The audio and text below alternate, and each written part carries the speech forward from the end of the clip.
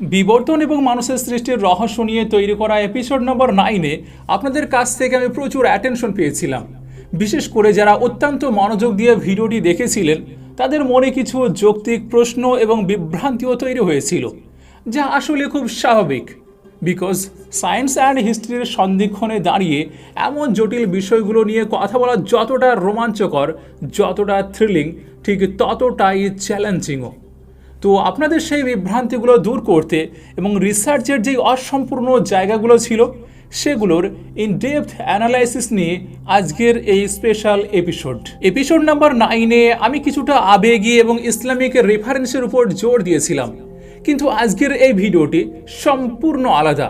এখানে কোনো তর্কের খাতিরে বিতর্ক নয়, বরং আমি আপনাদের সামনে তুলে ধরব প্রত্নতাত্ত্বিকদের খুঁজে পাওয়া সেই সব নির্লিপ্ত তথ্য এবং গবেষণার অকাঠ্য প্রমাণ যেগুলো আজও পৃথিবীর অধিকাংশ মানুষের অজানা।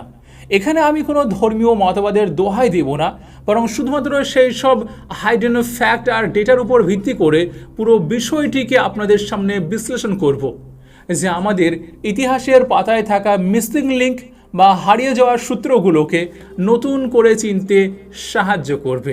আরেকটা জিনিস, যদি আপনি এপিসোড 9 দেখে থাকেন তারপর এই এপিসোডে দেখতে শুরু করেছেন, তাহলে কিছুক্ষণের জন্য ভুলে যান যে আপনি আগের এপিসোডটি দেখেছিলেন। তাহলে এই এপিসোডটি বুঝতে আপনাদের জন্য সুবিধা হবে, আর আমিও আপনাদেরকে সঠিকভাবে বোঝাতে পারবো। এবং এই এপিসোড আর আগের এপিসোডকে নিয়ে শেষে কিছু পয়েন্ট আপনাদের সামনে তুলে ধরবো, যেগুলো আপনাদের চিন্তার খোরাক যোগাবে ইনশাআল্লাহ। তাহলে তৈরি হয়ে যান, আজকের আলোচনা আপনার চিন্তার জগৎকে আগের সব সীমাবদ্ধতা থেকে মুক্ত করতে চলেছে।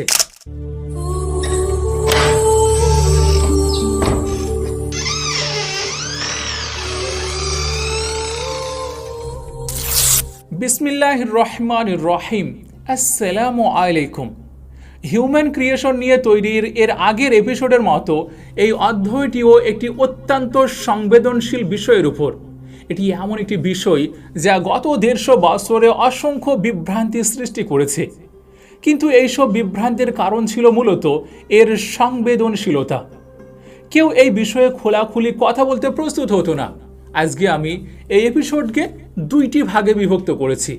প্রথম অংশে এই বিষয়ের গুরুত্ব ও সংবেদনশীলতা নিয়ে আলোচনা করা হবে, যাতে আপনি বুঝতে পারেন যে বিষয়টা ততটা সরল নয় যতটা আমরা ভেবে নিই। প্রথম অংশে অনেক প্রশ্ন উঠে আসবে, যেগুলো আপাত দৃষ্টিতে একটি ডেড এন্ড অর্থাৎ একটি বন্ধ গলির মতো মনে হবে, কিন্তু এই অধ্যায়ের দ্বিতীয় অংশে আপনাকে সেই প্রশ্নগুলোর উত্তর গ্রহণ করার জন্য প্রস্তুত করবে এবং এই ভিডিওটির শেষে আপনার সুস্থ মস্তিষ্কের চিন্তা করার জন্য কিছু কোয়েশ্চেনও আছে। সেই জন্য আপনি শেষ পর্যন্ত অবশ্যই জুড়ে থাকার চেষ্টা করবেন। আমরা যখন একটু গভীরভাবে রিসার্চ করতে যাই তখন দেখি যে ইতিহাসে বহু দীর্ঘ সময় ধরে ফসিলস পাওয়া যাচ্ছে। আর ফসিল বলতে সেই হাড়গুলোকে বোঝায় যেগুলো লক্ষ লক্ষ বছর ধরে মাটির নিচে চাপা পড়ে রয়েছে। এইসব ফসিল কখনো ডাইনোসরের, আবার কখনো বিলুপ্ত হয়ে যাওয়া প্রাণীদের হয়ে থাকে। কিন্তু 1856 সালে জার্মানিতে এমন একটি আবিষ্কার হয়েছিল যা ভবিষ্যতের পৃথিবীকে নাড়িয়ে দিয়েছিল এবং বহু ধর্মকে চ্যালেঞ্জও করেছিল। আর এই আবিষ্কার ছিল একটি মানব সদৃশ খুলির। কিন্তু মানব সদৃশ বলতে বোঝানো হচ্ছে সেই খুলিটির আকৃতি ছিল সম্পূর্ণ মানুষের খুলির মতো, কিন্তু সেটি সাধারণ মানুষের খুলির তুলনায় অনেক বড় এবং অনেক বেশি চ্যাপ্টা ছিল, যেন মানুষের মতো কোনো ভিন্ন প্রজাতির জীব। সেই খুলিটির বয়স নির্ধারণ করার জন্য একটি বৈজ্ঞানিক পদ্ধতির ব্যবহার করা হয়েছিল, যাকে কার্বন ডেটিং বলা হয়। আর এই প্রযুক্তির মাধ্যমে জানা গেল যে খুলিটি লক্ষ লক্ষ বছর আগের এমন এক প্রাণীর যা মানুষের মতো ছিল। তবে এই লক্ষ লক্ষ বছরের দাবির ব্যাপারে সামান্য সন্দেহ করাও প্রয়োজন, কারণ কার্বন ডেটিং পদ্ধতিতে যদি নমুনার মধ্যে সামান্য পরিমাণেও কোনো মিশ্রণ বা দূষণ ঢুকে যায় তাহলে ফলাফল মারাত্মকভাবে ভুল হতে পারে। কার্বন ডেটিং শতভাগ নির্ভরযোগ্য কোনো পদ্ধতি নয়। এই জন্যই যখন খনন কার্যের সময়ে একের পর এক ফসিল আবিষ্কৃত হতে শুরু করলো, তখন তাদের বয়স নির্ধারণের জন্য কার্বন ডেটিং ছাড়াও আরও আধুনিক প্রযুক্তি উদ্ভাবিত হতে লাগলো, যেমন radio carbon dating, electron paramagnetic resonance, thermoluminescence dating, radiometric dating এবং ইনক্রিমেন্টাল ডেটিং। আর বর্তমানে এই সব কঙ্কাল বা খুলির বয়স নির্ধারণের জন্য সবচেয়ে আধুনিক প্রযুক্তিগুলোর মধ্যে রয়েছে অ্যাক্সিলারেটেড ম্যাস স্পেকট্রোমেট্রি এবং ইউরেনিয়াম থোরিয়াম পদ্ধতি। এগুলো এমন সব পদ্ধতি ও প্রযুক্তি যেগুলো কোনো বস্তুর উপাদানকে সরাসরি পরীক্ষা করে বলে দিতে পারে যে সেটি কত হাজার বা কত লক্ষ বছর পুরানো। তো এখন এখানে দুইটি প্রশ্ন উঠে আসে। প্রথম প্রশ্ন হলো, এই খুলিগুলোর বয়স নির্ধারণের একটি পদ্ধতি অবিশ্বস্ত হতে পারে, দ্বিতীয়টিও অবিশ্বস্ত হতে পারে, তৃতীয়টিও অবিশ্বস্ত হতে পারে, কিন্তু যখন সব প্রযুক্তি একই ধরনের ফলাফল দেখায় তখন স্বীকার করতে হয় যে এগুলো সত্যি বহু লক্ষ বছর পুরানো কঙ্কাল।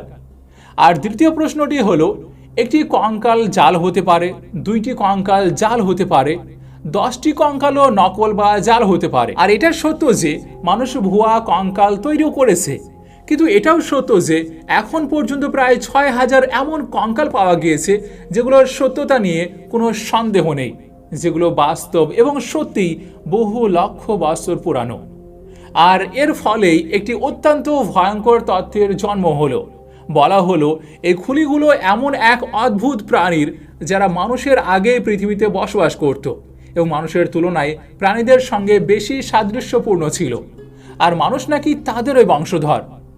এই তত্ত্বের নাম দেওয়া হলো থিওরি অফ ইভলিউশন, অর্থাৎ বিবর্তনবাদ। এবার এটি ছিল অত্যন্ত উদ্বেগজনক একটি আবিষ্কার, যার ফলে আধুনিক প্রজন্মের মনে নানান রকমের সন্দেহ ও প্রশ্ন জন্ম নিতে শুরু করলো। সত্যি কি বিবর্তনবাদ সঠিক? সত্যি কি মানুষ কোনো পশু সদৃশ প্রাণীর বংশধর? আর যদি তা সত্যি হয় তাহলে এই তত্ত্ব প্রত্যেক ঐশী ধর্মের সঙ্গে সরাসরি সংঘর্ষে জড়িয়ে যায়। কারণ ধর্ম বলে প্রথম মানুষ হযরত আদম আলাইহিস সালাম মাটি থেকে সৃষ্টি হয়েছেন, আর এই তত্ত্ব বলছে মানুষ কোনো পশু সদৃশ প্রাণী থেকে এসেছে। এই সংঘাত মোকাবিলা করার জন্য বিভিন্ন ধর্ম নিজ নিজ ব্যাখ্যা উপস্থাপন করলো। খ্রিস্টানরা এটিকে এইভাবে প্রত্যাখ্যান করলো যে এইসব কঙ্কাল এবং এইসব ফসিল মিথ্যা, এগুলোকে ঈশ্বর কেবল আমাদের ঈমান পরীক্ষা করার জন্য পৃথিবীর মধ্যে রেখে দিয়েছেন। এইভাবে ইহুদিরাও এগুলোকে মিথ্যা বলে বিষয়টি এড়িয়ে গেল। কিন্তু মুসলমানদের মধ্যে মতভেদ শুরু হয়ে গেল। কিছু আলেম নীরবতা অবলম্বন করলেন, কিছু আলেম বিবর্তনবাদের কিছু অংশ মেনে নিলেন এবং কিছু অংশ অস্বীকার করলেন, আর কিছু লোক দৃঢ়ভাবে বলতে থাকলেন যে না, বিবর্তনবাদ কেবল একটি তত্ত্ব, শুধুই একটি অনুমান, একটি প্রতারণা। কিন্তু সমস্যা ছিল শুধু এতটুকু বলে দিলেই যে এটি একটি তত্ত্ব, একটু অনুমান, একটু প্রতারণা, তাহলে বিষয়টির সমাধান হয়ে যায় না। কেননা এখানে সে আধুনিক শিক্ষায় শিক্ষিত প্রজন্ম প্রশ্ন করতে শুরু করলো। এমনকি 1970-এর দশকে তুরস্ক, সৌদি আরবিয়া, লেবানন এবং এর সঙ্গে বিভিন্ন মুসলিম দেশে আনুষ্ঠানিকভাবে প্রচারণা চালাতে হয়েছিল যে বিবর্তনবাদ মিথ্যা, প্রতারণা এবং ধোঁকা। তো অবশেষে অধিকাংশ আলেম এই সিদ্ধান্তে পৌঁছালেন যে এই বিষয়ে আমাদের তাওয়াক্কুফ বা নীরবতা অবলম্বন করা উচিত, অর্থাৎ যেই বিষয় কোরআনে স্পষ্টভাবে ঘোষণা করা হয়নি তা নিয়ে বিতর্ক করার প্রয়োজন নেই। কিন্তু এই নীরবতা থেকে লাভের চেয়ে ক্ষতি বেশি হলো। আর বর্তমানে পরিস্থিতি এমন দাঁড়িয়েছে যে 19% মুসলমান বিশ্বাস করতে শুরু করেছে যে মানুষ বিবর্তনেরই ফল। বরং 2009 সালে যখন কানাডার মন্ট্রিয়লের ম্যাকগিল ইউনিভার্সিটির রিসার্চাররা হাই স্কুলগুলোতে একটি জরিপ পরিচালনা করেছিলেন এবং শিক্ষার্থীদের সামনে সেই প্রশ্ন রেখেছিলেন যে এই ফসিলগুলো দেখে কি আপনি মনে করেন যে বিবর্তনবাদ সত্য হতে পারে, তখন 36% শিক্ষার্থী হ্যাঁ উত্তর দিয়েছিল। এরপর 2013 সালে পিউ রিসার্চের জরিপ থেকে জানা গেল যে হ্যাঁ বলার সংখ্যা আরও বাড়ছে। এমনকি ইরান ও আফগানিস্তানের মতো রক্ষণশীল দেশগুলোতেও 26% মানুষ ইতিবাচক উত্তর দিয়েছিল। আর এই কারণে যখন 2014 সালে আইএস বা দাইশ ইরাকের মসুল শহর দখল করেছিল, তখন তারা সর্বপ্রথম স্কুলগুলোতে জীবন বিজ্ঞান পড়ানোর উপর নিষেধাজ্ঞা আরোপ করেছিল। আর এই প্রসঙ্গে আমার একটি ঘটনা মনে পড়ে গেল যে আমি 5ম শতাব্দীর খ্রিস্টান চিন্তাবিদ সেন্ট অগাস্টিনের লেখা দ্য সিটি অফ গড বইয়ে পড়েছিলাম। সেখানে উল্লেখ করা হয়েছে যে ঈসা আলাইহিস সালামের প্রায় 170 বছর পর রোমান সম্রাট জুলিয়ানের সামনে একজন গ্রিক খ্রিস্টান এবং একজন মিশরীয় নাস্তিকের মধ্যে বিতর্ক হয়েছিল। হযরত আদম আলাইহিস সালামের সম্পর্কে তাদের উভয়ের মতামত শোনার পর জুলিয়ান বলেছিলেন হয়তো একজন আদমের পরিবর্তে অনেক আদম ছিল। আর আজ এইসব কঙ্কাল ও ফসিলকে সামনে রেখে মুসলমানদের মধ্যেও একটি বড় অংশ এই ধারণার প্রতি আকৃষ্ট হয়ে পড়েছে। আর আমি আশা করি এখন আপনি এই বিষয়কে গুরুত্ব এবং সংবেদনশীলতা সম্পর্কে কিছুটা ধারণা করতে পেরেছেন। কেন এই বিষয়ে বুদ্ধিবৃত্তিকভাবে আলোচনা করা বা প্রমাণের ভিত্তিতে কথা বলা এতটা প্রয়োজনীয় তা নিশ্চয়ই বুঝতে পারছেন। আর বুদ্ধিবৃত্তিকভাবে আলোচনা করতে হলে আমাদের অত্যন্ত মনোযোগের সঙ্গে কোরআন, হাদিস এবং এইসব কঙ্কাল ও ফসিলকে নিজেও অধ্যয়ন করতে হবে। এখন এই কঙ্কালগুলো কতটা অদ্ভুত সেই সম্পর্কে আপনাদের কিছু বলে দেওয়া প্রয়োজন। 1974 সালে ইথিওপিয়ায় একটি কঙ্কাল আবিষ্কৃত হয় যা দ্বিপদী অর্থাৎ দুই পায়ে চলতে সক্ষম কোনো প্রাণীর ছিল। এটি কোনো নারী বা নারী সদৃশ প্রাণীর কঙ্কাল ছিল। আর স্থানীয় ভাষায় মানুষ ভালোবেসে এই কঙ্কালটির নাম দিয়েছিল ডিন কনিস, যার অর্থ তুমি খুব সুন্দর। কিন্তু আজ বিশ্ব এই কঙ্কালটিকে লুসি নামেই চেনে। গত 50 বছরে লুসিকে বিশ্বের বিভিন্ন দেশে নিয়ে যাওয়া হয়েছে এবং এর উপর নানান রকম গবেষণা পরিচালিত হয়েছে। এমনকি যদি আপনি 2013 সালের হলিউড চলচ্চিত্র লুসি দেখে থাকেন তাহলে সেই চলচ্চিত্রের নামও এই লুসির নাম থেকে অনুপ্রাণিত। যাই হোক, বিভিন্ন পদ্ধতিতে এর বয়স নির্ধারণ করে জানা যায় যে লুসি আজ থেকে প্রায় 32 লক্ষ বছর আগে এই পৃথিবীতে বসবাস করত। আর ইউনিভার্সিটি অফ টেক্সাসের একটি গবেষণায় বলা হয়েছে যে লুসি একটি গাছ থেকে পড়ে মারা গিয়েছিল এবং পরে কোনো প্রাণী তাকে খেয়ে ফেলে। সেই প্রাণীর একটি দাঁত আজও লুসির কোমরের হাড়ে আটকে রয়েছে। এইভাবে আরও 2টি কঙ্কাল পাওয়া যায়। এর একটি ইথিওপিয়ায় পাওয়া গিয়েছিল যা প্রায় 20 লক্ষ বছর আগে পৃথিবীতে চলাফেরা করত, যার নাম টারকানা বয়। এটি মূলত একটি কিশোর ছেলের কঙ্কাল ছিল। তবে আমি আপনাদের আরও 2টি অত্যন্ত বিস্ময়কর আবিষ্কারের কথা বলতে চাই। প্রথমটি বর্তমান ইসরায়েলে পাওয়া গিয়েছিল। আর এটি একটি নয়, 2টি নয়, বরং 9টি কঙ্কালের একটি সম্পূর্ণ পরিবার ছিল যাকে কাফ জে বলা হয়। সবচেয়ে আশ্চর্যের বিষয় হলো এদের মধ্যে সবচেয়ে ছোট কঙ্কালটি ছিল একটি শিশুর, যার হাতে 12 শিঙা হরিণের শিং ধরা ছিল। আর দ্বিতীয় বিস্ময়কর আবিষ্কার হয়েছিল ইন্দোনেশিয়ার লিয়াং বুয়া গুহায়। সেখানেও একটি নয়, 2টি নয়, বরং কাফ জে এর মতোই 9টি কঙ্কালের একটি সম্পূর্ণ পরিবার পাওয়া গিয়েছিল। আর সবচেয়ে আশ্চর্যের বিষয় হলো এদের সবার উচ্চতা ছিল মাত্র 3 ফুটের কাছাকাছি, অর্থাৎ বর্তমান হিসাব অনুযায়ী একেবারে বামন আকৃতির। বরং তাদের নামও রাখা হয়েছিল হবিট, যার অর্থ হলো বামন। এছাড়াও চীনে পাওয়া পেকিং ম্যান, গ্রীসে পাওয়া পেট্রোলোনাস ক্যাল এসব লক্ষ লক্ষ বছর পুরানো কঙ্কালের ফসিল। আর দক্ষিণ আফ্রিকায় পাওয়া টাউন চাইল্ড তো এতটাই অদ্ভুত একটি কঙ্কাল ছিল যে এটিকে পুরোপুরি মানুষও বলা হয় না, আবার প্রাণীও বলা হয় না, বরং একেবারে ভিন্ন ধরনের কোনো জীব হিসেবে বর্ণনা করা হয়। এখন এই পর্যায়ে এসে বিষয়গুলো বেশ জটিল হয়ে উঠতে শুরু করেছে। এইসব কঙ্কাল আমাদের সেই বিবর্তন তত্ত্বের মুখোমুখি দাঁড় করায়, যার দাবি হলো মানুষ প্রাণী থেকে বিবর্তিত হয়েছে। আর এই বিবর্তনকে আরও আকর্ষণীয় করে তোলার জন্য আমি এই অধ্যায়ে সবচেয়ে কঠিন চ্যালেঞ্জটির সামনে আনছি, মানে 1856 সালে জার্মানিতে আবিষ্কৃত সেই কঙ্কাল যা ছিল নিয়ান্ডারথালদের। নিয়ান্ডারথালরা আজ থেকে প্রায় 4,50,000 বছর আগে পৃথিবীতে আবির্ভূত হয়েছিল এবং প্রায় 40 বছর আগে পর্যন্ত তাদের অস্তিত্ব ছিল। এরা এখন পর্যন্ত আবিষ্কৃত সবচেয়ে বিখ্যাত মানব সদৃশ প্রজাতিগুলোর একটি। যখন কোনো চলচ্চিত্রে প্রস্তর যুগের মানুষ দেখাতে হয় তখন সাধারণত নিয়ান্ডারথালদের চেহারায় ব্যবহার করা হয় এক ধরনের বন্য রুক্ষ প্রাণী যারা অদ্ভুত শব্দ করত এবং গুহায় বাস করত। নিয়ান্ডারথালরা সবচেয়ে কঠিন চ্যালেঞ্জ এই কারণে যে লুসি বা টাউন চাইল্ড সম্পর্কে সহজেই বলা যায় যে তারা অত্যন্ত প্রাচীন কঙ্কাল ছিল। 32 লক্ষ বছর আগে লুসি তো মূলত প্রায় মেডোরদের অর্থাৎ শিম্পাঞ্জি ও গরিলাদের অনেক কাছাকাছি ছিল, কিন্তু নিয়ান্ডারথালদের বিষয়টা কিছুটা ভিন্ন। আর এই অধ্যায়ে আমি আপনাদের এমন কিছু তথ্য জানাবো যেগুলো দেখে মনে হবে তারা সত্যি মানুষের খুব কাছাকাছি ধরনের কোনো প্রাণী ছিল। তাদের কঙ্কাল মূলত ইউরেশিয়া অঞ্চলে অর্থাৎ ইউরোপ ও এশিয়ার বিভিন্ন দেশে পাওয়া যায়, বিশেষ করে ফ্রান্স, স্পেন, স্লোভাকিয়া এবং জার্মানিতে। তাদের কঙ্কালের গঠন দেখে বোঝা যায় যে তারা ছিল শক্তিশালী ও হিংস্র প্রকৃতির একটি জাতি। তারা গুহায় বসবাস করত এবং আগুন জ্বালাতে পারত। পাতা ও ভেষজ উদ্ভিদকে প্রাথমিক ঔষধ হিসেবে ব্যবহার করত। নিয়ান্ডারথাল পুরুষদের গড় উচ্চতা ছিল প্রায় 5 ফুট 5 ইঞ্চি মতো এবং নারীদের উচ্চতা ছিল প্রায় 5 ফুট।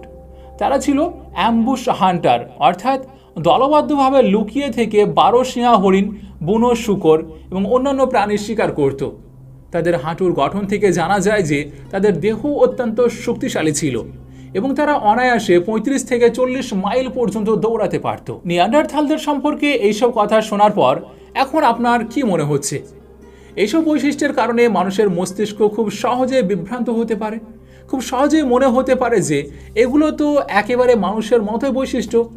ওষুধ ব্যবহার করা, আগুন জ্বালানো, এসব তো পুরোপুরি হিউম্যান কাইন্ড বিহেভিয়ার। আর ঠিক এখানে অনেক মানুষ নিয়ান্ডারথালদের মানুষের পূর্বপুরুষ বলে ধরে নেয় এবং বিবর্তন তত্ত্বকে সত্য বলে মনে করতে শুরু করে।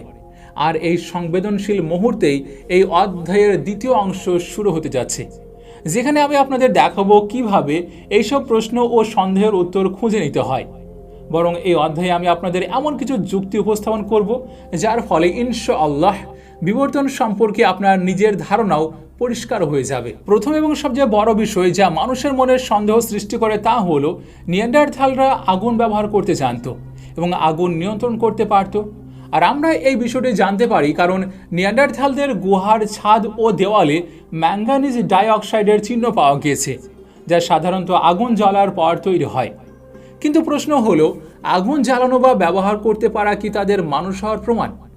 পৃথিবীতে গত 8 লক্ষ বছর ধরে আগুন ব্যবহৃত হয়ে আসছে, কিন্তু আগুন নিয়ন্ত্রণ করতে পারে শুধু মানুষ এমন নয়।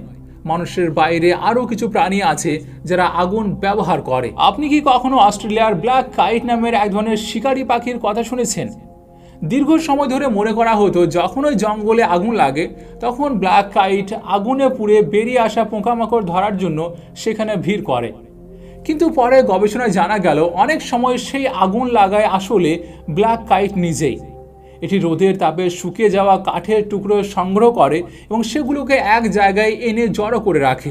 এখন প্রশ্ন হলো, এরপর কি হতো? এরপর প্রচণ্ড গরমের কারণে সেই কাঠগুলোতে আগুন ধরে যেত। তারপর ব্ল্যাক কাইট সেই জ্বলন্ত কাঠের টুকরোগুলো তুলে তুলে ঘাসের মধ্যে ছুঁড়ে দিত। ফলে ঘাসের ভিতরে লুকিয়ে থাকা পোকামাকড় বের হয়ে আসতো এবং সেগুলো খেয়ে ফেলতো। অর্থাৎ আগুন ব্যবহার করার ক্ষমতা শুধু মানুষের মধ্যে সীমাবদ্ধ নয়, অন্যান্য প্রাণীর মধ্যেও এই বৈশিষ্ট্য দেখা যায়। আর নিয়ান্ডারথালরাও সেই সব প্রাণীরও একটি প্রজাতি ছিল।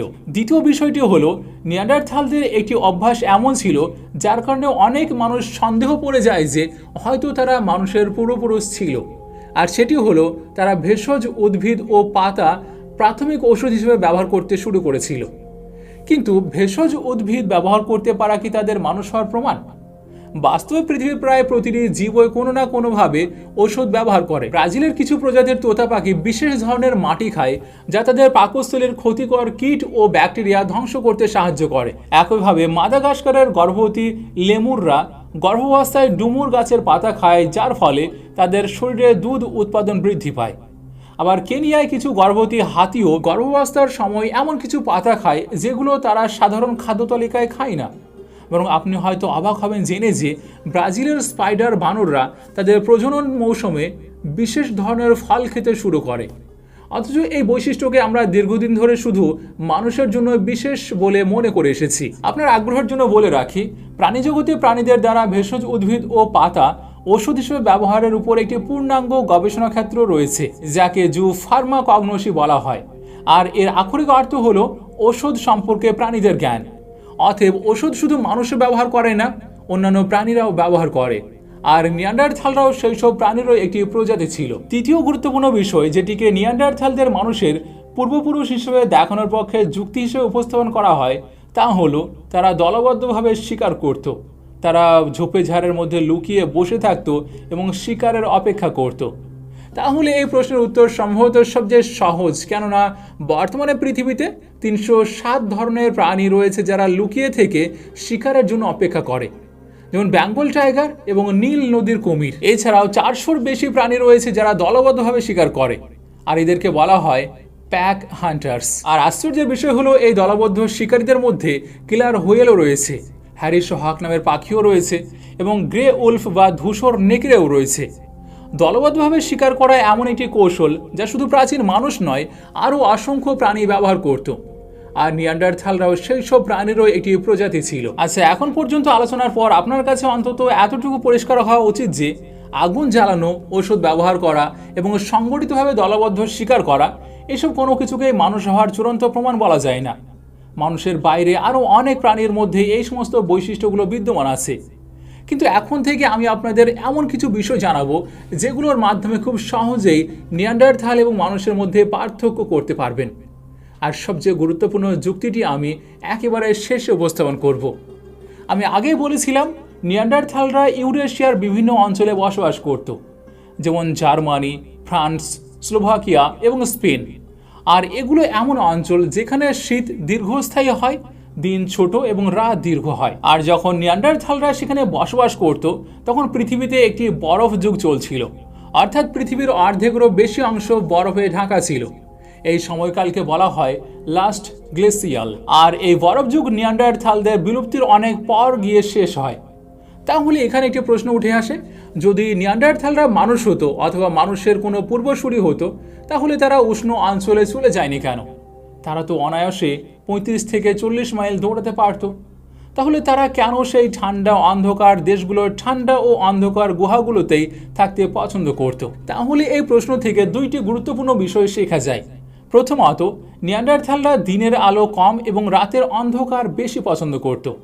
আর দ্বিতীয়ত, তাদের হাড় থেকে পাওয়া জিনগত তথ্যের মধ্যে দুইটি অত্যন্ত আকর্ষণীয় প্রোটিনের উল্লেখ পাওয়া যায়, ASB1 এবং EXOC6। এগুলোকে এমন প্রমাণ হিসেবে উপস্থাপন করা হয় যা নির্দেশ করে যে তারা দিনে ঘুমাতো এবং রাতে সক্রিয় থাকত। অন্যদিকে মানুষের ক্ষেত্রে বিষয়টি ভিন্ন। আপনার কাছে এটি হয়তো সাধারণ তথ্য মনে নাও হতে পারে, কিন্তু মানুষের শরীরে একটি জৈবিক প্রক্রিয়া রয়েছে যাকে সার্কেডিয়ান সাইকেল বলা হয়। আর আশ্চর্যের বিষয় হলো, এই সার্কাডিয়ান চক্র প্রকৃতপক্ষে সূর্যের সময়চক্র বা সোলার টাইমের সঙ্গে সামঞ্জস্যপূর্ণ। মানে সহজ ভাষায় এর অর্থ হলো, রাতে মানুষের ঘুম পাওয়া একটি স্বাভাবিক ও প্রাকৃতিক বিষয়। মানুষ চাক বা না চাক, সূর্য অস্ত যাওয়ার পর তার ঘুম আসবেই। আবার দিনের বেলায় স্বাভাবিকভাবে জেগে ওঠাও এই সার্কাডিয়ান চক্রের কারণে ঘটে। আর মানুষের এই প্রাকৃতিক চাহিদার কথা অত্যন্ত সুন্দরভাবে কুরআনুল কারীমের সূরা আর রুমের 23 নম্বর আয়াতে বর্ণনা করা হয়েছে, যেখানে বলা হয়েছে যে তার নিদর্শন সমূহের মধ্যে রয়েছে তোমাদের রাত ও দিনের নিদ্রা। দ্বিতীয় বিষয় হলো, নিয়ান্ডারথালদের প্রায় 80%ই 40 বছর বয়সে পৌঁছানোর আগে মারা যেত। এর একটি বড় কারণ ছিল সেই ভয়ঙ্কর প্রাণীগুলো যাদের সঙ্গে গুহায় বসবাসের জন্য তাদের প্রতিনিয়ত লড়াই করতে হতো। 2016 সালে নিয়ান্ডারথালদের 124টি কঙ্কালের উপর একটি গভীর গবেষণা পরিচালিত হয়েছিল। সেই গবেষণায় দেখা যায় যে এই 124 জনের মধ্যে 92 জন নিয়ান্ডারথাল বিভিন্ন প্রাণীর আক্রমণে মারা গিয়েছিল। এইসব প্রাণীর মধ্যে সবচেয়ে বেশি আক্রমণ করত গুহাবাসী ভাল্লুক, আর দ্বিতীয় স্থানে ছিল বিশাল দাঁতওয়ালা স্মাইলডন সিংহ, এবং তৃতীয় স্থানে ছিল নেকড়ের আক্রমণ। আর বাকি 32 জন নিয়ান্ডারথাল হয় খাদ্যের সন্ধানে মারা গিয়েছিল অথবা নিজেদের মধ্যকার সংঘর্ষে প্রাণ হারিয়েছিল, যার বিষয়ে আমি একটু পরে আপনাদেরকে বলবো। দেখুন, নিয়ান্ডারথালরা পৃথিবীতে বাস করার এই স্থানগুলো এত সহজে পায়নি। এই ভয়ঙ্কর ও দানবাকৃতি প্রাণীগুলোর সঙ্গে তাদের প্রতিনিয়ত সংগ্রাম করতে হয়েছে। অবশেষে এই প্রাণীগুলো নিয়ান্ডারথালদের মতোই বিলুপ্ত হয়ে যায় এবং এরপর মানুষ পৃথিবীতে নিজের স্থান লাভ করে। আর এই অনুগ্রহের কথায় কুরআনুল কারীমের সূরা আল আরাফে উল্লেখ করা হয়েছে, আমরাই তোমাদের জন্য পৃথিবীতে বসবাসের স্থান নির্ধারণ করেছি এবং তাতেই তোমাদের জীবিকার ব্যবস্থা করেছি। তৃতীয় বিষয় হলো, নিয়ান্ডারথালদের শারীরিক গঠন মানুষের তুলনায় অনেক ভিন্ন ছিল। তাদের বিশাল আকারের পেশি ছিল এবং হাঁটুর গঠন থেকে বোঝা যায় যে তারা 35 থেকে 40 মাইল পর্যন্ত দৌড়াতে পারত। আরেকটি বিষয় হলো, তাদেরকে নরখাদক বা ক্যানিবাল হিসেবে বর্ণনা করা হয়, অর্থাৎ তারা নিজেদের প্রজাতির সদস্যদের খেয়ে ফেলত, যেমন কিছু প্রাণী করে থাকে, যেমন অনেক শিম্পাঞ্জি করে, যেমন সিংহ করে, যেমন জলহস্তী অনেক সময় করে থাকে। আপনি হয়তো হায়েনার নাম শুনেছেন। এটি এমন একটি প্রাণী যার ক্ষেত্রে স্ত্রী হায়েনা পুরুষের তুলনায় অনেক বড় হয়। আর এর একটি কারণ হলো, হায়েনাদের মধ্যে নিজেদের এবং নিজেদের সন্তানদের খেয়ে ফেলার প্রবণতা রয়েছে। তাই স্ত্রী হায়েনারা বড় হওয়ার কারণে পুরুষদের প্রতিহত করে নিজের সন্তানদের রক্ষা করতে পারে, নইলে পুরুষ হায়েনারা ছোট বাচ্চাগুলোকে খেয়ে ফেলত। ক্রোয়েশিয়া, স্পেন এবং বেলজিয়ামের গুহাগুলোতে পাওয়া একটি নিয়ান্ডারথালদের উরুর হাড় ভেঙে তার ভিতরে মজ্জা বের করে খাওয়া হয়েছিল। আবার ফ্রান্সে পাওয়া একটি নিয়ান্ডারথালের পাঁজরের হাড়ে অন্য এক নিয়ান্ডারথালের দাঁতের চিহ্ন পাওয়া গিয়েছে। অর্থাৎ স্পষ্ট বোঝা যায় যে একটি নিয়ান্ডারথাল আরেকটি নিয়ান্ডারথালকে খেয়েছিল। আর স্পেনে এমন 12টি কঙ্কাল পাওয়া গিয়েছে যাদের মাথার খুলি ভেঙে ভিতরের মস্তিষ্ক বের করে খাওয়া হয়েছিল। এর মধ্যে 3টি ছিল শিশুদের কঙ্কাল। পল পেটিট, যিনি ডারহাম ইউনিভার্সিটির একজন অধ্যাপক, তিনি ইথিওপিয়া থেকে পাওয়া A1333 ফসিল নিয়ে গবেষণা করেছিলেন। তিনি বলেন, জার্মানি থেকে চীন পর্যন্ত বিস্তৃত অঞ্চলে পাওয়া বহু ফসিলের খুলিগুলো ভাঙা অবস্থায় পাওয়া গিয়েছে এবং সেগুলোর ভিতরের মজ্জা বের করে খাওয়া হয়েছে। আর দীর্ঘ সময় ধরে ধারণা করা হতো যে খুলিগুলো এইভাবে ভেঙে মস্তিষ্ক বের করার পিছনে হয়তো কোনো ধর্মীয় আচার ছিল। কিন্তু 2010 সালের পর আরও উন্নত প্রযুক্তি আসার ফলে হাড়গুলোর আরও সূক্ষ্ম বিশ্লেষণ করা সম্ভব হয়। সেই উন্নত গবেষণার ফলে একটি নতুন ব্যাখ্যার সামনে আসে। জানা যায় যে এটি কোনো ধর্মীয় আচার ছিল না, বরং খাদ্য সংগ্রহের উদ্দেশ্যে নিয়ান্ডারথালরা একে অপরের মস্তিষ্ক বের করে খেত। বরং ক্রোয়েশিয়ার একটি গুহা আছে যাকে ভিন্ডিয়াকে বলা হয়। সেখানে পাওয়া নিয়ান্ডারথালদের হাড়ের মধ্যে একটি সম্পূর্ণ অক্ষত খুলি পর্যন্ত নেই। তাদের প্রায় সব খুলি এবং হাড়গুলো ভেঙে তাদের ভিতরের মস্তিষ্ক ও মজ্জা বের করে খাওয়া হয়েছে। কিন্তু মানুষ, একবার নিজেই চিন্তা করুন, প্রায় 40,000 বছর আগে নিয়ান্ডারথালরা বিলুপ্ত হয়ে গেল, আর তাদের বিলুপ্তির মাত্র কয়েক হাজার বছর পরই মানুষ সলোমন আইল্যান্ডে কচু জাতীয় ফসল ট্যারো চাষ করেছিল। বরং কৃষির ইতিহাসে এটি সবচেয়ে প্রাচীন প্রমাণগুলোর একটি, যেখানে প্রায় 28,000 বছর আগে সলোমন দ্বীপপুঞ্জে ট্যারো চাষের নিদর্শন পাওয়া যায়। খাদ্যের ক্ষেত্রেও নিয়ান্ডারথাল এবং মানুষের মধ্যে ছিল আকাশ পাতাল পার্থক্য। একদিকে 40,000 বছর আগে নিয়ান্ডারথালরা একে অপরের হাড় ভেঙে মজ্জা বের করে খাচ্ছিল, অন্যদিকে মাত্র কয়েক হাজার বছর পরই সি অফ গ্যালিলি থেকে এমন কৃষির সরঞ্জাম পাওয়া যায় যেগুলো ফসল কাটার কাজে ব্যবহৃত হতো। শুধু তাই নয়, সেই সরঞ্জামগুলোর উপর এমন চিহ্ন পাওয়া গিয়েছে যা দেখে বোঝা যায় সেগুলো নরম সবুজ শস্য কাটার জন্য ব্যবহৃত হয়েছিল। আর আপনার আগ্রহের জন্য বলে রাখি, এটি সেই সি অফ গ্যালিলি বা তাবারিয়ার হ্রদ যার পানি ইয়াজুজ মাজুজ শেষ করবে। যাই হোক, সেই বিষয় নিয়ে একটি কমপ্লিট সিরিজ নিয়ে আসব, যেখান থেকে আপনারা আরও জ্ঞান অর্জন করতে পারবেন ইনশাআল্লাহ। আর সেটি এই 14 বিলিয়ন ইয়ার্স নলেজের সিরিজটি শেষ হলেই নিয়ে আসবো। আচ্ছা, ফিরে আসি আগের আলোচনাতে। দেখুন, মানুষ এবং নিয়ান্ডারথালদের খাদ্যাভ্যাসের মধ্যে ছিল বিশাল পার্থক্য। কুরআনুল কারীমের সূরা আল ইসরাতে বলা হয়েছে, নিশ্চয়ই আমি আদম সন্তানকে সম্মানিত করেছি, তাদের স্থল ও জলপথে চলাচলের ব্যবস্থা করে দিয়েছি, তাদেরকে পবিত্র রিজিক প্রদান করেছি এবং আমার বহু সৃষ্টির উপর তাদেরকে শ্রেষ্ঠত্ব দিয়েছি। একবার চিন্তা করুন যে নিয়ান্ডারথালরা 40 মাইল পর্যন্ত দৌড়াতে পারত, তাদের বিপরীতে আল্লাহ রাব্বুল আলামিন আদম সন্তানকে স্থল ও জলপথের বাহন দিয়েছেন। আর যারা নিজেদের প্রজাতিকে খেয়ে ফেলতো, তাদের বিপরীতে আদমের সন্তানের জন্য পবিত্র খাদ্যের ব্যবস্থা করেছেন, জব, ভুট্টা, গম এবং অন্যান্য খাদ্যশস্য। ইবনে আব্বাস থেকে বর্ণিত আছে যে আদম আলাইহিস সালামের পৃথিবীতে প্রথম খাদ্য ছিল গম। আর এই আয়াতের শেষ অংশটির দিকে লক্ষ্য করুন, আমি আদম সন্তানকে আমার বহু সৃষ্টির উপর শ্রেষ্ঠত্ব দিয়েছি। সেই বহু সৃষ্টির মধ্যে নিয়ান্ডারথালরাও অবশ্যই অন্তর্ভুক্ত। তো এতক্ষণে আপনার কাছে বিষয়টি স্পষ্ট হয়ে যাওয়া উচিত যে নিয়ান্ডারথালরা মানুষের থেকে ভিন্ন একটি স্বতন্ত্র সৃষ্টি ছিল। তারা ছিল এমন এক প্রাণী যার জীবন মূলত প্রাকৃতিক চাহিদার মধ্যে সীমাবদ্ধ ছিল, খাওয়া, ঘুমানো এবং বংশবৃদ্ধি করা। আর আমি এর পক্ষে কুরআনুল কারীমের সূরা আশ-শুআরা থেকে একটি দলিল পেশ করছি, যেখানে বলা হয়েছে, তাকে ভয় করো যিনি তোমাদেরকে সৃষ্টি করেছেন এবং তোমাদের পূর্ববর্তীদেরও সৃষ্টি করেছেন। সাধারণত পূর্ববর্তীদের বলতে পূর্বে অতিবাহিত জাতিগুলোকে বোঝানো হয়, কিন্তু এখানে ব্যবহৃত আরবি শব্দটির দিকে লক্ষ্য করুন, জিবিল্লাতুল আউয়ালিন। এখন আমি আপনাকে একটি প্রশ্ন করি, জিবিল্লাত বলতে কি বোঝায়? আপনি হয়তো স্কুলের আরবি ক্লাসে জিবিল্লি তাকাজা বা স্বভাবজাত চাহিদা সম্পর্কে পড়েছেন। জিবিল্লাত বলতে জীবনের অত্যন্ত মৌলিক স্তরকে বোঝায়, এমন এক জীবন, এমন এক সৃষ্টি যার প্রয়োজন কেবল খাওয়া, পান করা, ঘুমানো এবং বংশবৃদ্ধি করা। আর জিবিল্লাতুন আউয়ালিন অর্থাৎ অতীতে অতিবাহিত সেই স্বভাব নির্ভর জীবনধারার ধারণার সঙ্গে নিয়ান্ডারথাল নামক প্রাণীটিকে অনেকে পুরোপুরি সামঞ্জস্যপূর্ণ বলে মনে করেন। এবার আসি সেই সবচেয়ে বড় যুক্তির দিকে, যার কথা আমি আপনাদেরকে শুরুতে বলেছিলাম। সেই যুক্তি যে আল্লাহ রাব্বুল আলামিন কুরআনুল কারীমের একেবারে শুরুতে উল্লেখ করেছেন। সূরা আল বাকারায় বলা হয়েছে যে আল্লাহ আদম আলাইহিস সালামকে সমস্ত বস্তুর নাম শিক্ষা দিয়েছিলেন এবং তারপর তাকে ফেরেশতাদের সামনে উপস্থাপন করেছিলেন।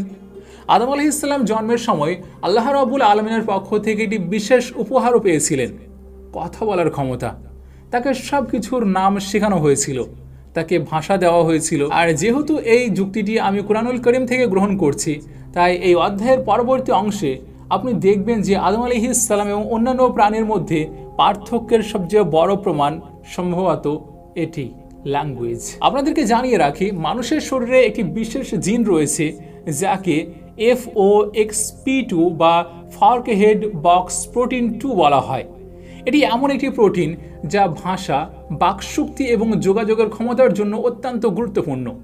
এমনকি বিজ্ঞানীরা মজা করে একে গ্রামার জিন বলেও অভিহিত করেন। 1998 সালে ইংল্যান্ডে এটি সম্পূর্ণ পরিবার তাদের বাক প্রতিবন্ধকতার চিকিৎসার জন্য হসপিটালে গিয়েছিল। সেই গবেষণার মাধ্যমে বিজ্ঞানীরা এই জিনটির গুরুত্ব সম্পর্কে আরও বিস্তারিত জানতে পারেন, আর সেই জন্য এটির নাম ল্যাঙ্গুয়েজ জিন রাখা হয়েছিল। যদি আমাদের শরীরে এই জিন না থাকতো তাহলে আমরা ভাষা ও কথা বলার ক্ষমতা থেকে বঞ্চিত হতাম। যদি আমাদের মধ্যে এই জিন না থাকতো তাহলে আমরা ভাষার মতো অসাধারণ সক্ষমতা অর্জন করতে না পারার সঙ্গে সঙ্গে আমাদের উচ্চতাও অনেক ছোট হতো। নিয়ান্ডারথালদের মধ্যে এই জিন তো ছিল, কিন্তু এর মধ্যে সেই ভ্যারিয়েন্ট ছিল না যা মানুষের মধ্যে থাকে। আর এই কথার সবচেয়ে সহজ মানে এটাই দাঁড়ায় যে নিয়ান্ডারথালরা শুধুমাত্র আওয়াজও বের করতে পারত। বরং ডক্টর ফিলিপ অনেক কষ্ট করে রিসার্চ করার পর নিয়ান্ডারথালদের গলার ভোকাল ট্র্যাক বের করতে পেরেছিলেন, মানে তাদের কথা বলার ধরন। হয়তো তাদের কুদরতি আওয়াজ বের করার অনেক চেষ্টা করা হয়েছিল, কিন্তু শেষ পর্যন্ত পরিণতি এটাই হয়েছিল যে নিয়ান্ডারথালরা খুব বেশি হলে এটি ছোট বাচ্চার মতো আওয়াজ বের করতে পারত। তারা নাকের মাধ্যমে বলতে পারতো না, যেখানে মানুষ নাকের মাধ্যমে কথা বলতে পারে। আপনি কি জানেন একটি কথা বলার জন্য আমাদের শরীরে 18টি মেকানিজম কাজ করে? এটি এমন একটি সক্ষমতা যা নিয়ান্ডারথাল সহ অন্যান্য কোনো মাখলুকের ভিতরেই পাওয়া যায় না। তো এখানে এসে আমরা থিওরি অফ ইভলিউশনের দ্বিতীয় পার্টিও শেষ করতে চলেছি, আর আশা করি এবার আপনাদের থিওরি অফ ইভলিউশন নিয়ে যে কনফিউশন ছিল সেটিও ক্লিয়ার হয়ে গিয়েছে। কিন্তু এবার কিছু কথা আপনাদের উদ্দেশ্যে। এখানে কিন্তু আমি আপনাদের সামনে বিজ্ঞানীদের ডিপ রিসার্চগুলোকে তুলে ধরে এবং সেই সঙ্গে কিছু ফ্যাক্ট মিশিয়ে এই এপিসোডটিকে কমপ্লিট করার চেষ্টা করলাম। কিন্তু এখানে যদি আমি নিয়ান্ডারথালদেরকে একেবারে বিলুপ্ত করে দিয়ে আদম আলাইহিস সালাম থেকে নতুন প্রজন্ম শুরু করার দাবিকে মেনে নিই, তাহলে আমি কোরআন থেকে কিছু আয়াতের উত্তর কখনোই মিলাতে পারবো না। যেমন আল হিজরের 26 নম্বর আয়াত, যেখানে আল্লাহ রাব্বুল আলামিন বলেছেন, নিশ্চয়ই আমি মানুষকে সৃষ্টি করেছি সালসাল, ঝনঝনে শুকনো মাটি থেকে, যা তৈরি হয়েছে হামাইন মাসনুন, পরিবর্তিত পচা কালো কাদা থেকে। যদি মানুষ আদম আলাইহিস সালাম থেকে শুরু হয় তাহলে এই আয়াতের কি মানে হতে পারে? তারপর সূরা আল আরাফের 11 নম্বর আয়াত, যেখানে আল্লাহ রাব্বুল আলামিন বলেছেন, আর অবশ্যই আমি তোমাদের সৃষ্টি করেছি, তারপর তোমাদের আকৃতি গঠন করেছি, তারপর আমি ফেরেশতাদেরকে বলেছিলাম আদমকে সিজদা করো। এখানে যদি আদম প্রথম সৃষ্টি হয় তাহলে কাদের জন্য বলেছেন তোমাদের সৃষ্টি করেছি, তারপর তোমাদের আকৃতি গঠন করেছি? এরপর সূরা আল বাকারার 30 নম্বর আয়াত, আমি পৃথিবীতে একজন খলিফা স্থাপন করতে যাচ্ছি। এখানেও যদি পৃথিবীতে কেউ না থাকে তাহলে আদম আলাইহিস সালামকে কাদের উপর খলিফা করে প্রেরণ করা হয়েছিল? আর এরপরই ফেরেশতারা বলেছিলেন, আপনি কি সেখানে এমন কাউকে স্থাপন করবেন যারা সেখানে ফ্যাসাদ করবে এবং রক্তপাত ঘটাবে? এখানে ফেরেশতারা কাদের রক্তপাতের কথা বলেছিলেন যদি পৃথিবীতে কেউ না থাকে? তারপর সূরা আল আনকাবুতের 20 নম্বর আয়াত, বলো তোমরা পৃথিবীতে ভ্রমণ করো, তারপর দেখো তিনি কিভাবে সৃষ্টির সূচনা করেছেন। এবার যদি আদম আলাইহিস সালাম থেকে সরাসরি মানবজাতির সৃষ্টি হয় তাহলে আমরা পৃথিবীতে ভ্রমণ করে সৃষ্টির সূচনা কিভাবে দেখব? কারণ যদি আমরা পৃথিবীতে ভ্রমণ করি, মাটি খনন করি, তাহলে সেই সব মানুষদের কঙ্কাল পাবো। তার সঙ্গে সৃষ্টির সূচনার কোনো সম্পর্ক নেই, কারণ মানুষ তো আদম আলাইহিস সালাম থেকে এসেছেন। আর এরপর যদি আদম আলাইহিস সালামকে সৃষ্টির সূচনা ধরা হয় তাহলে নিশ্চয়ই আদমের ছেলে মেয়েদের মধ্যে বিবাহ সংঘটিত হয়েছিল, না হলে তো বংশ বিস্তার হবে না। আর যদি এটা মেনে নেন যে আদম আলাইহিস সালামের ছেলে মেয়েদের মধ্যে বিবাহ হয়েছিল কিন্তু একটার পর একটার সঙ্গে হয়েছিল, তাহলে আপনাকে এটাও মেনে নিতে হবে যে আল্লাহ রাব্বুল আলামিন খুবই সামান্য শক্তি রাখেন এই বিষয়ে, কারণ ভাই বোনে বিবাহকে বিজ্ঞানীরা খারাপ একটা পদ্ধতি বলছেন। এবার এই সব কিছু দেখার পর যদি আপনি বলেন না আল্লাহ রাব্বুল আলামিন কুরআনুল কারীমে এগুলোকে একটু ঘুরিয়ে পেঁচিয়ে বলেছেন, তাহলে আপনারা এই আয়াতটার কি মানে করবেন? সূরা আল কামারের 17 নম্বর আয়াতে আল্লাহ রাব্বুল আলামিন বলছেন, আমি কোরআনকে উপদেশ গ্রহণের জন্য সহজ করেছি। আচ্ছা, এখানে একটি ছোট্ট কথা জানিয়ে দিই, আপনি প্রথম এপিসোডটি অবশ্যই দেখবেন, না হলে এই শেষের উত্তরগুলো একদমই খুঁজে পাবেন না। আর যেহেতু আমি সেই এপিসোডটিতে একটি লম্বা সময় নিয়ে আলোচনা করেছি, তো সেই জন্য শেষের প্রশ্নগুলোর উত্তর এখানে আর আলোচনা করলাম না। আপনি এপিসোড 1 অবশ্যই দেখে নেবেন। সো আমি আপনাদের সামনে বিবর্তন নিয়ে দুটো এপিসোড রেখে দিলাম, আর দুটো এপিসোডে আমি অনেক পরিশ্রম করেছিলাম এই তথ্যগুলোকে এক জায়গায় করতে। এবার আপনি এই দুটোর মধ্যে কোনটাকে গ্রহণ করবেন সেটা আপনার উপর নির্ভর করছে। দেখা হচ্ছে এর পরবর্তী এপিসোডে। আপনাদের সঙ্গে আমি নাহিদ, আমাদের সঙ্গে জুড়ে থাকার জন্য শুকরিয়া।